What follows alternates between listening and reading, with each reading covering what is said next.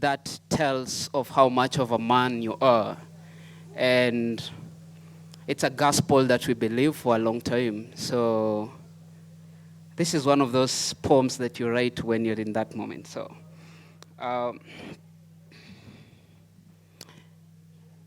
you see, women think that I buy them shoes to spoil them. It's to replace the old ones from all the eggshells that have made them walk on. I'm sorry. But I told you that I wasn't a picnic. You should have picked your other options. Do a background checks on my breakups. My words do more damage than the physical abuse that I was accused of. I'm a vampire who writes broken promises in poetical forms in front of mirrors, because I'm not afraid to see my own reflection, because I cannot see me. So baby, how do you expect us to see each other together? And it had nothing to do with the extra weight that you are put on by, and it had nothing to do with the extra weight that you put on by carrying my baggage.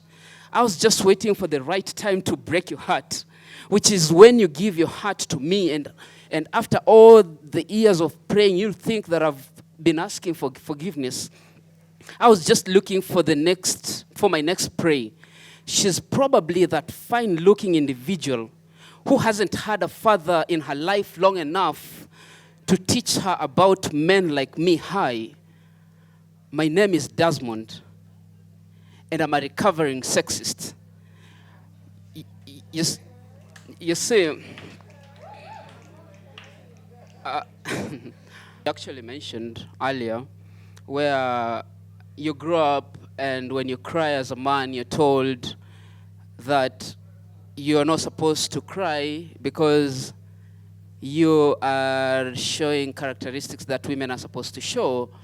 And then you grow up, you're holding that feelings inside, and then you get to 20, and then people expect you to be able to be vulnerable, to show your emotions all of a sudden, and then be able to tell your girlfriend what's going on in your life.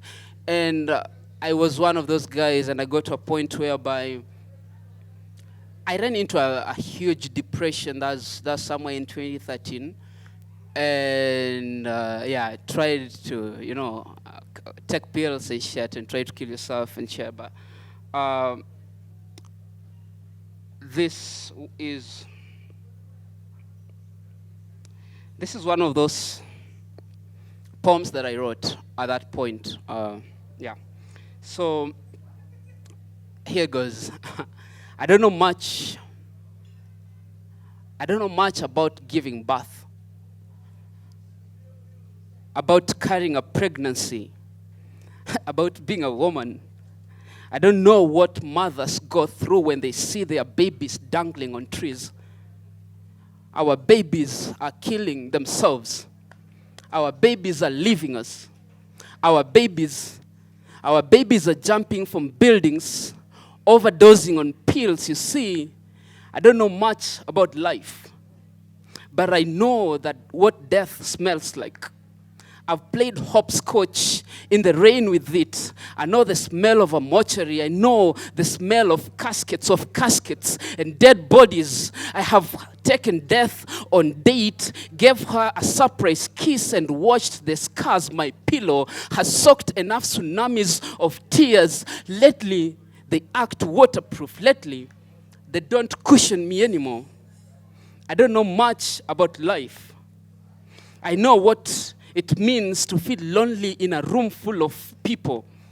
You see, I've cried in theaters, in shows, in circuses, and I've cried in comedy shows. That there's pain in giving birth.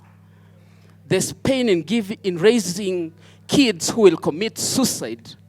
There's pain in giving birth to alcoholics when people ask me how my day was. You see, I want to tell them that my depression is a sledgehammer, an angry deity, tired of being worshipped. It's a hurricane, and lately the banks have been losing the fight. I want to tell them that my depression is an apocalypse waiting to awash the world. I want to tell them that my uncle was depressed with schizophrenia, and one day I might meet him on the road and he might not recognize me, but instead I smile, I look them in the eyes, and I say that I'm okay. Because, sometimes crosses need a Jesus to carry, Yeah, so I'll just do the last piece. My last piece, as a man growing up, you're expected to, of course, you're told to not look for girls, And then you don't look for girls, actually. And then you don't know how to talk to them. And then when you're, my mom asked me when I was, I think, 20, where my girlfriend was, and I was like, I don't have one, of course. Of course I had one, but I could not tell her that because she has been telling me for 18 years to not get a girlfriend because girls are going to confuse me. But this is one of those poems that I co-wrote with a friend of mine, and it's called You. So it goes, I'm not the guy your mother warned you about. I won't kiss your best friend or break your heart. You see, I'm not that cold. I'm not that reckless. I won't drop flowers at a doorstep. I'll plant garden of roses in your heart. I won't choose the things that I love to do, like poetry, over you. And so I'm never going to write you a love poems like other poets do, Write you a poem and lie to you that your eyes make the sun feel jealous, that a single strand of your hair on my skin make the worms in my stomach turn into butterflies, tell you about how your lips resemble the shape of a sunset in the horizon. I'm not a love poet, you see, but I'm going to love you.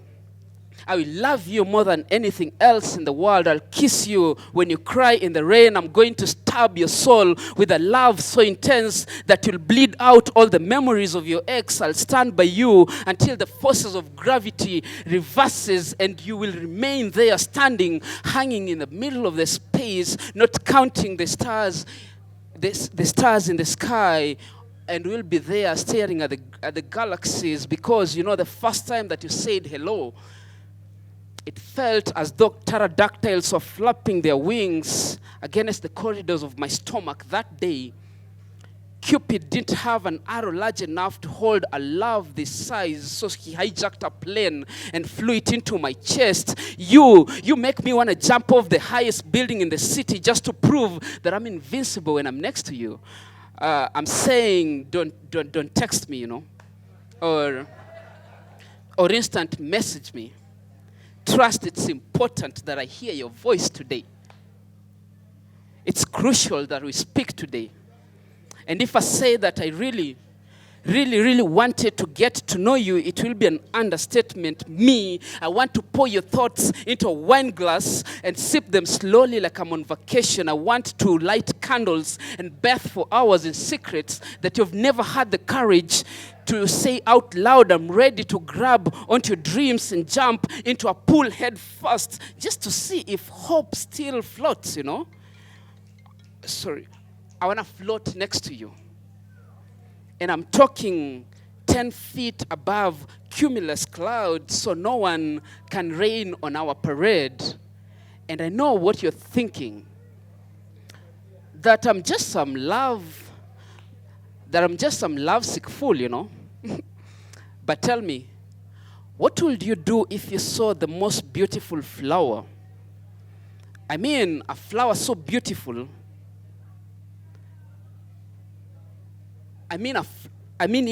Sorry. And I know what you're thinking, that I'm just some lovesick fool. But tell me, what would you do if you saw the most beautiful flower? I mean, even if you don't like flowers, but you just saw this one flower that took your breath away. I mean, a flower so beautiful that even the hardest of thugs will stand and say, yo, that flower is kind of nice, you know. I mean, a flower so beautiful that a mere glance doesn't suffice because it entices you to get closer.